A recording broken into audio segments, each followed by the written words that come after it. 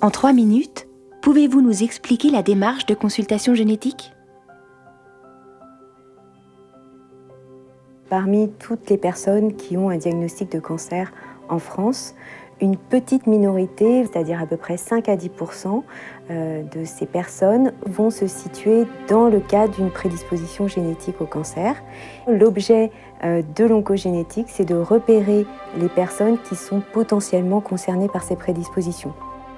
On estime qu'environ 5% des cancers sont liés à une prédisposition héréditaire, notamment les plus fréquents comme le cancer du sein ou le cancer du côlon. Les personnes concernées ont un risque accru de développer ces maladies. D'autres membres de la famille peuvent également être porteurs de ces mêmes prédispositions. Dans ces familles, c'est la prédisposition génétique qui peut être transmise et non le cancer en lui-même. Chacun peut se poser la question par rapport à ses antécédents personnels ou familiaux. Ça peut être aussi des personnes qui nous sont adressées par des oncologues ou par des gynécologues. Ceci dit, il n'y a pas besoin d'avoir de prescription ou de passer par son médecin référent, par exemple, pour au moins avoir un avis en oncogénétique.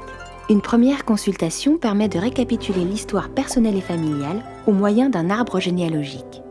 Ensuite, une analyse génétique peut être proposée et nécessite la signature d'un consentement. Celle-ci est le plus souvent réalisée à partir d'une prise de sang et d'un prélèvement salivaire dans un laboratoire spécialisé et par des généticiens agréés. La personne sera ensuite revue en consultation pour connaître ses résultats et leur signification. Des propositions de prise en charge adaptées lui seront faites pour elle et sa famille. Il y a 3 situations au moment du résultat. Soit on identifie une anomalie génétique, auquel cas on reprend avec la personne les enjeux personnels et familiaux qui vont être découlés de ce résultat. La personne à qui l'on rend l'analyse génétique doit informer ses apparentés.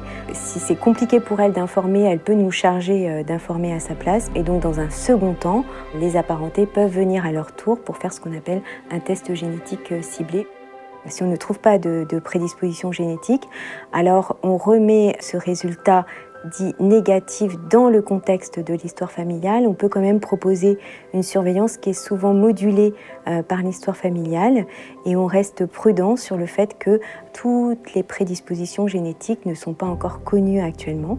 Et puis enfin, on peut aussi avoir une variation génétique qu'on ne peut pas immédiatement classer et dans ces contextes-là, ça peut arriver qu'on propose à ces familles de nous aider dans des travaux de recherche à conclure sur des variants génétiques qui sont dits de signification inconnue.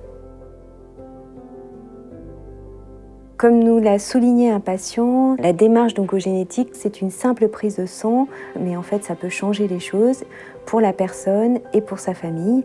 Les équipes d'oncogénétique et les psychologues sont là pour vous accompagner pendant toute cette démarche, pour vous et vos familles.